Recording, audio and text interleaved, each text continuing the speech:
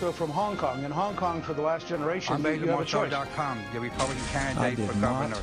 have sexual relations And with I that woman. realized that this is something Miss he is Lewinsky. We're not going to inherent. be able to solve our problems if we get distracted by sideshows and carnival barkers. One Republican, one Democrat, and you discuss the issues that matter in today's local, state, national, and global politics. Hosted by Steve Hickson with co-hosts John Stanberry and Franklin Chansey. This is Backfire. Hey, good morning, Cleveland. Welcome to Whoop Radio this morning. Welcome to Backfire this morning, may I say. John Stanberry with us this morning. Good morning, John. Hey, Steve. How are you? Fine. Franklin Chansey, good morning, top of the day. Good morning to you. Franklin's all dressed up today. Got his tie. He's got to go to court, probably. He's got a court. He's got a judge he's got to go answer to today, right? There's always somebody you got to answer to, isn't there? Well, I tell you what, it's an interesting world out there. It's I'm going to quit talking about it's an interesting week or something like that, but it's an interesting world. There's just something going on. We can talk about gun control and all that, but I want to talk about one of the things that kind of caught my attention today. In San Francisco, on their buses out there, they've got signs on the side of the buses saying, "My Jihad." And it's talking about the Muslim beliefs and so forth. And basically, they're trying to educate Americans on Muslim beliefs.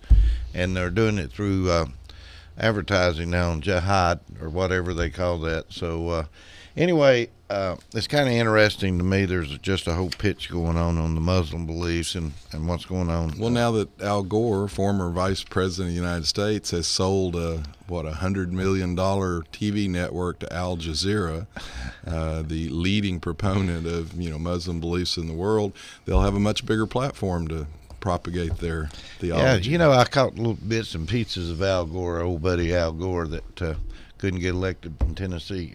Al Gore again.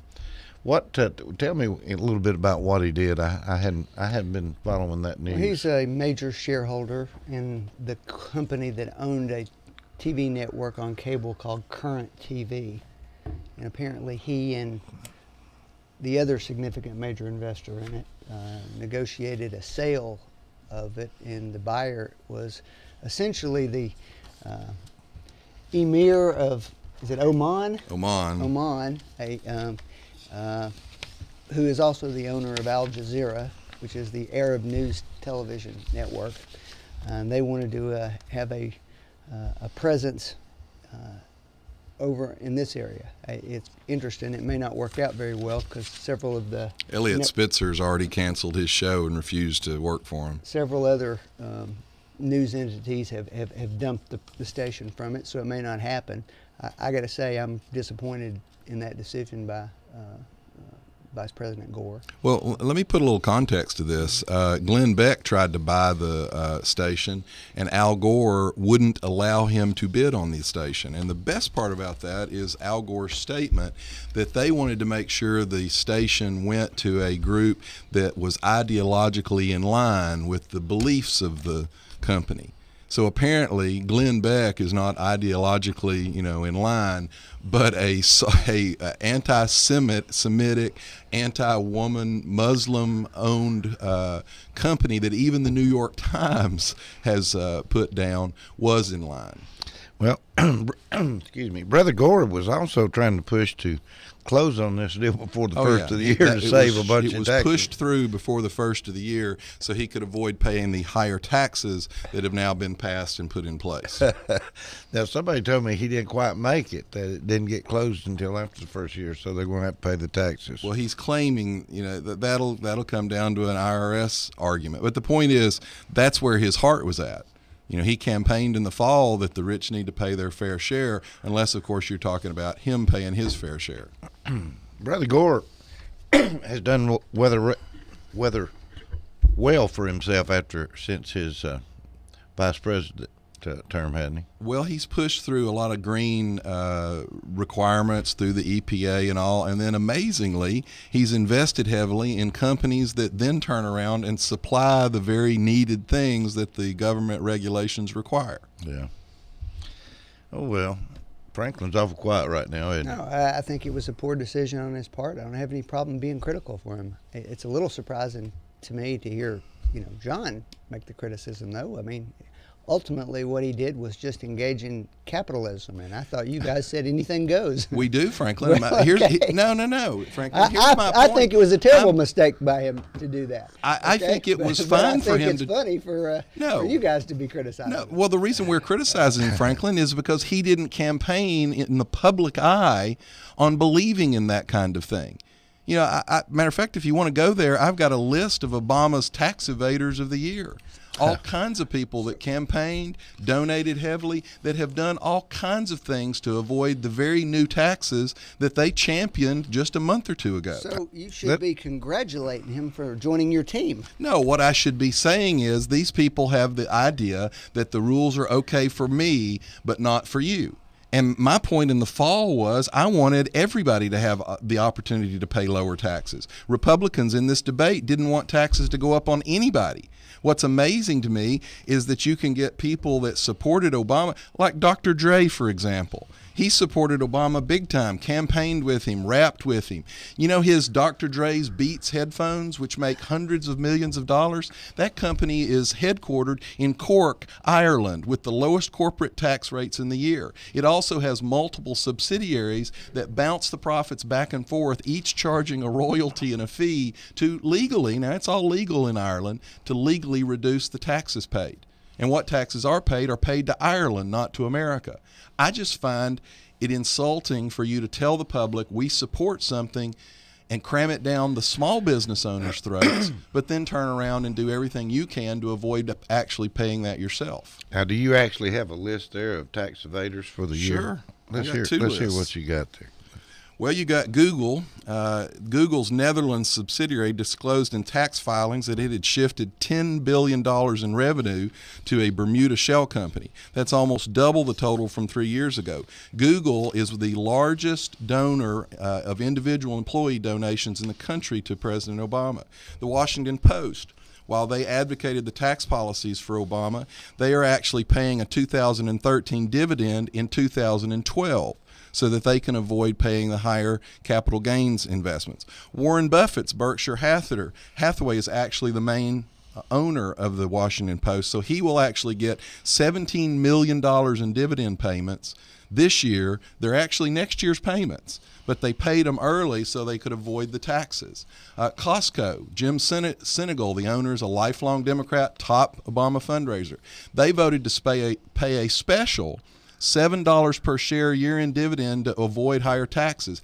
And they are having to borrow $3.5 billion to finance this dividend payment. So they borrowed $3.5 billion against next year's revenue to pay the income out this year to avoid paying the higher taxes. These are all people that supported Obama, made statements like, oh, we think the wealthy should pay this. You've got Facebook. One of the owners there actually renounced his U.S. citizenship to avoid $70 million in tax. George Lucas sold his company in October to avoid the increased tax that's coming. I mean, the list goes on and on and on. I don't even understand what John's criticism is. My criticism is the hypocrisy, Franklin. There's not a hypocrisy in playing by the rules and saying, but we need to change the rules. There's nothing wrong with that. Well, let me ask you a question, Franklin. If you have a company that says the rules are wrong and the wealthy should pay their fair share, and then they borrow $3.5 billion so they can pay next year's dividends out a day or two before the new taxes kick in, you don't think that's rank hypocrisy? Whether it's hypocrisy or not, it's legal. Yeah, but the point here, Franklin, is Republicans said in the very beginning, this is bad for business. And these people all said, oh, no, it's not. Well, they'll gladly pay it. These people didn't say it's bad for business. They just said, we're going to do it in the most advantageous way. They said it's bad for my business, is what they said. They're going to make as much out of it as they can. Well, of course they are. As you all say every week, that's what they're supposed to be doing. The problem is they didn't say that in the campaign. I mean, if you want to talk about more, let's talk about John Kerry. John Kerry docked his $7 million yacht in Rhode Island across the bay so he could avoid $500,000 in taxes. Wait a minute. John Kerry, our new Secretary of State? Soon to be. Okay. First of all, that belongs to his wife, so let's be clear about that. Well, they docked it across the bay outside of Massachusetts, which is, by the way, in financial straits right now, so he could avoid $500,000 in taxes.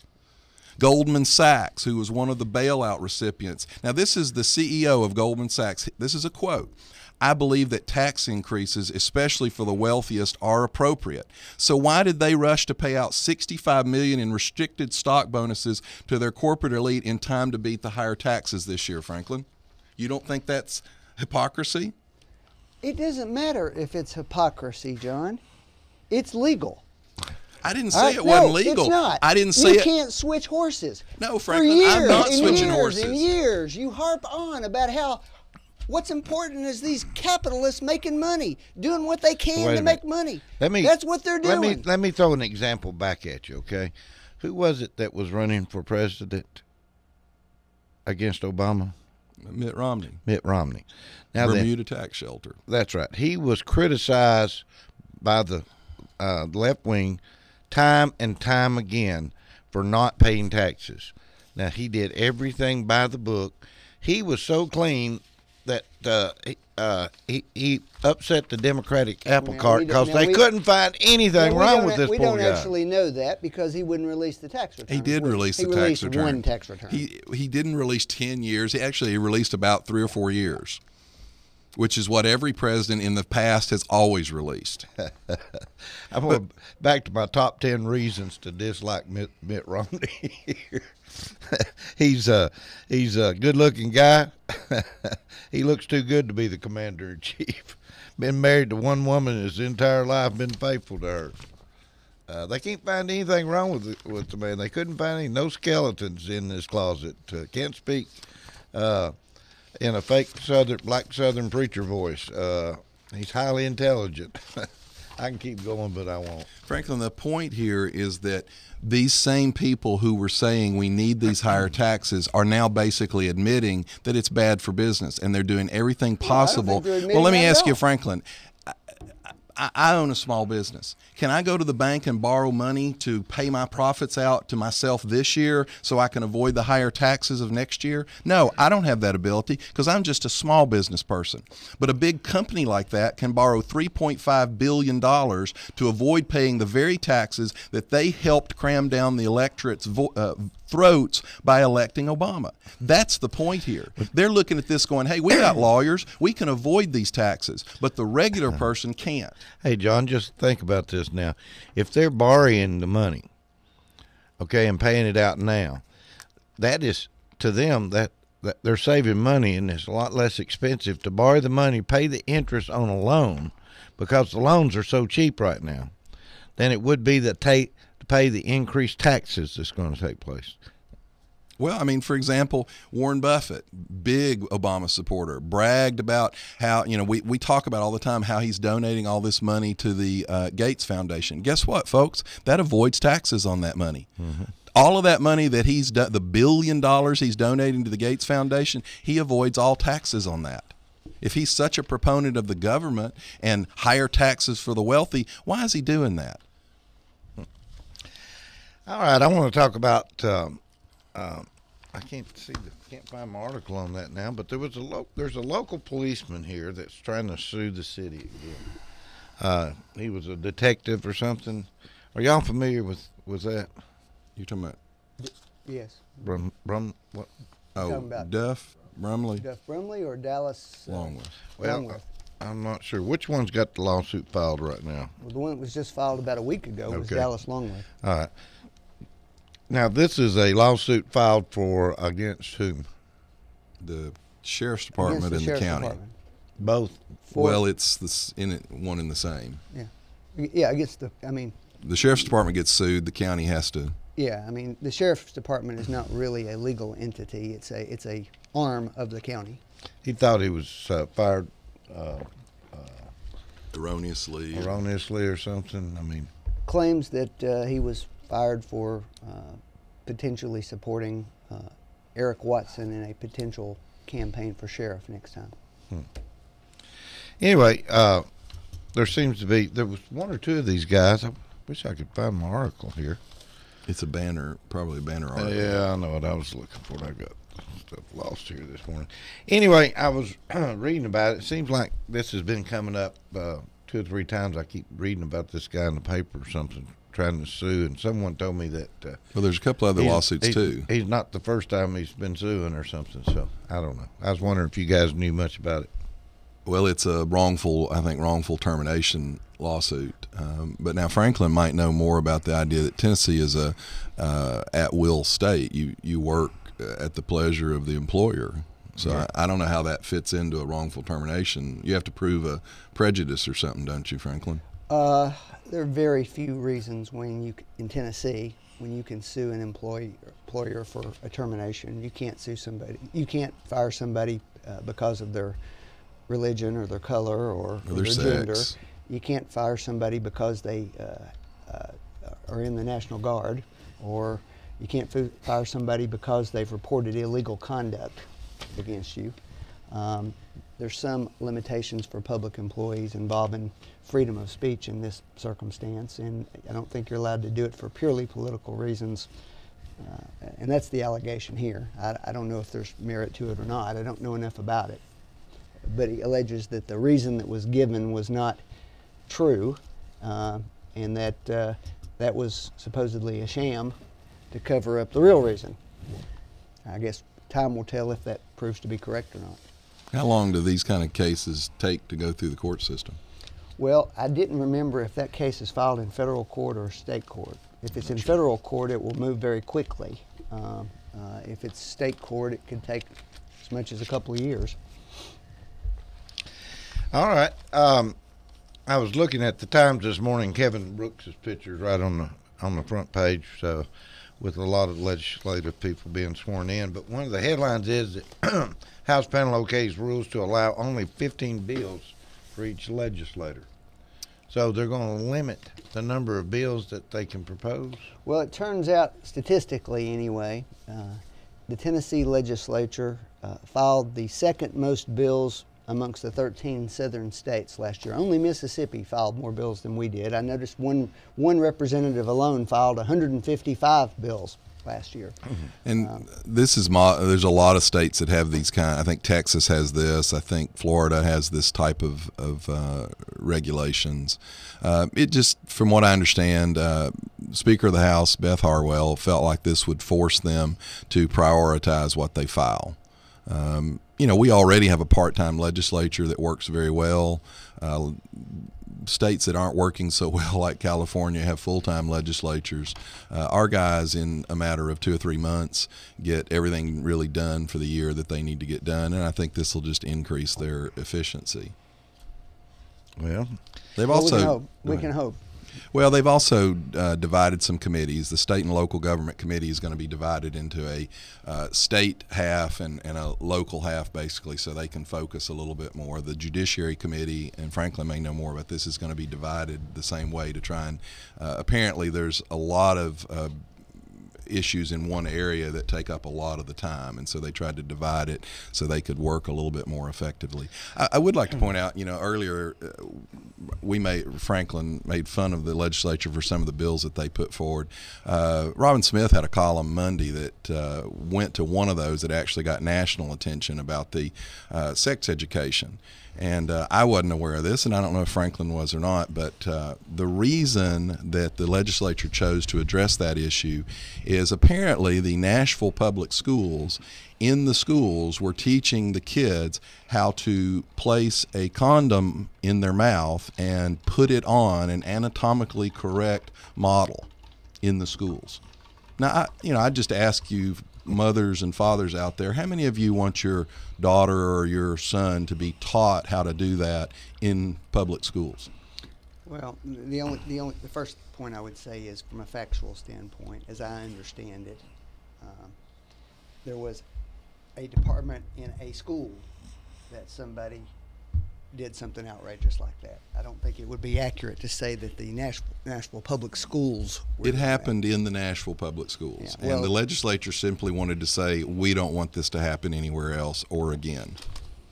So some of these issues that are easy for comedians and late night people to make fun of, Personally, I don't find that funny, and I don't find it inappropriate to address it. Here is the problem, though, and I think it's a legitimate thing to be talking about.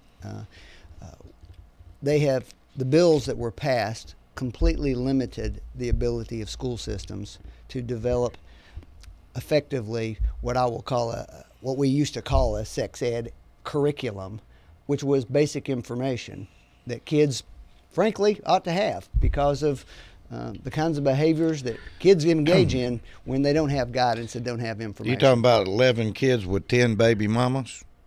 Yeah, they're not allowed to talk to these people. I mean, are you going to tell me that in that school system somebody shouldn't be talking to them about birth control? Nobody said they What's can't. wrong with- This doesn't limit them Oh, from it doing does. that, Franklin. Not this bill. Franklin, the one they passed this in Cleveland, Tennessee. My daughter at Cleveland High School was taught the I don't even like talking about this on public. We used to call it sodomy, and that was part of the health education at Cleveland High School.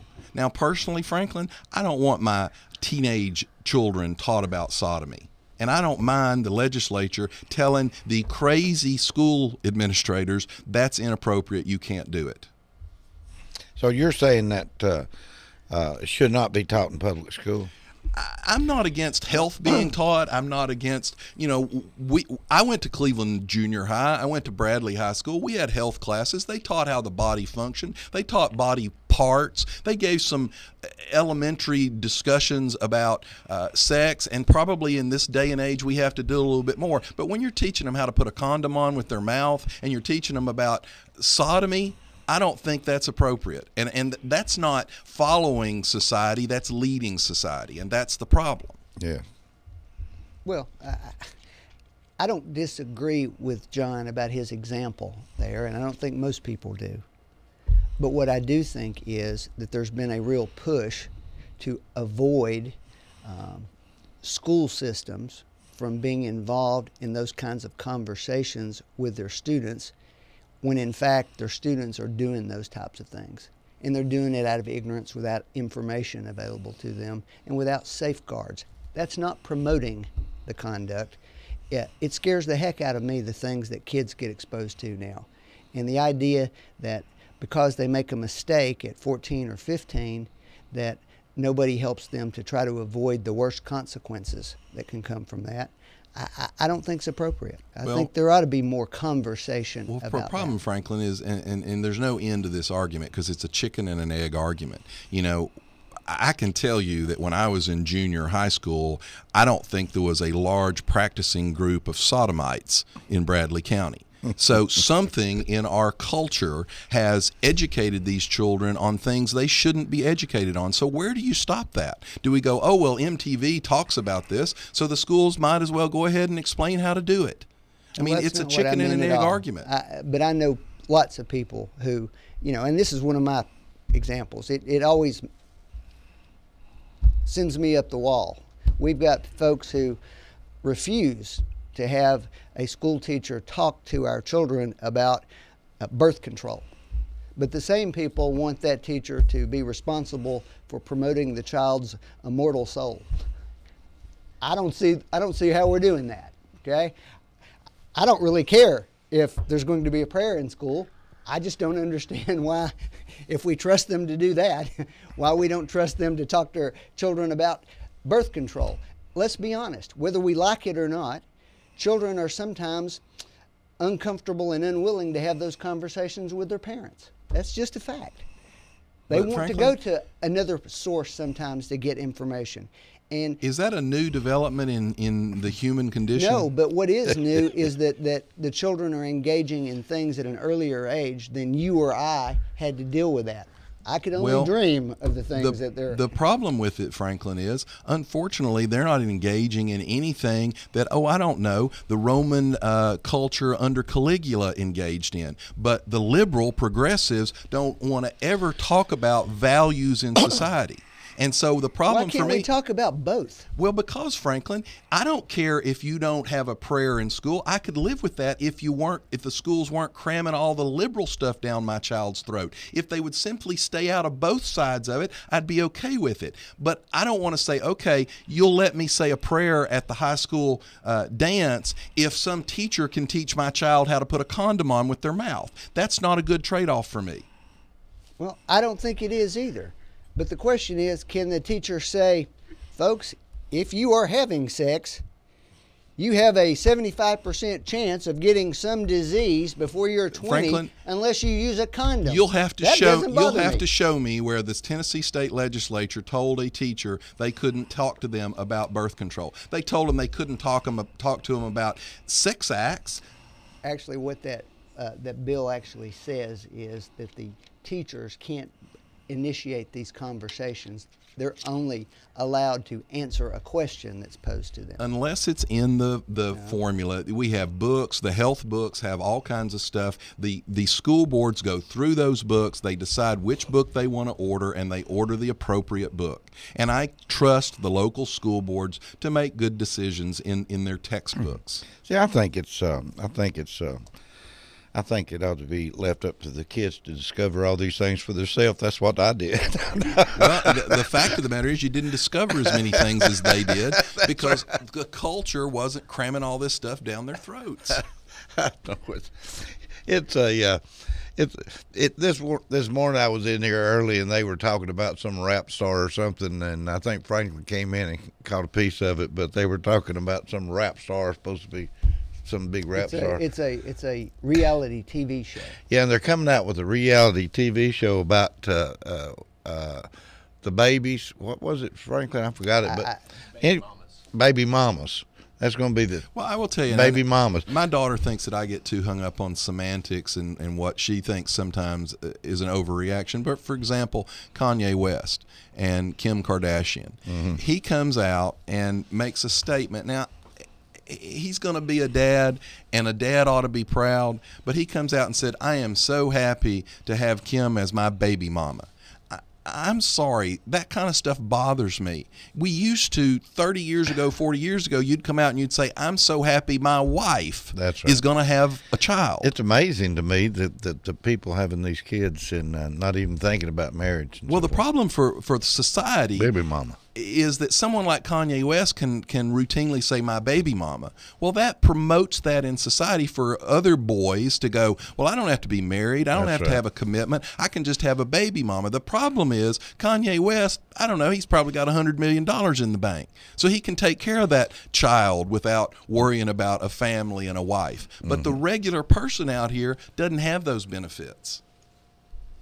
11 kids and 10 baby mamas. One rapper.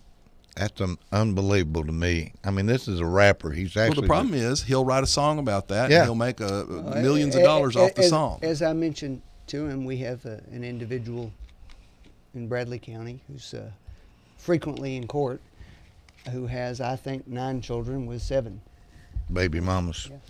Baby mama. That's a new term coming up in our generation.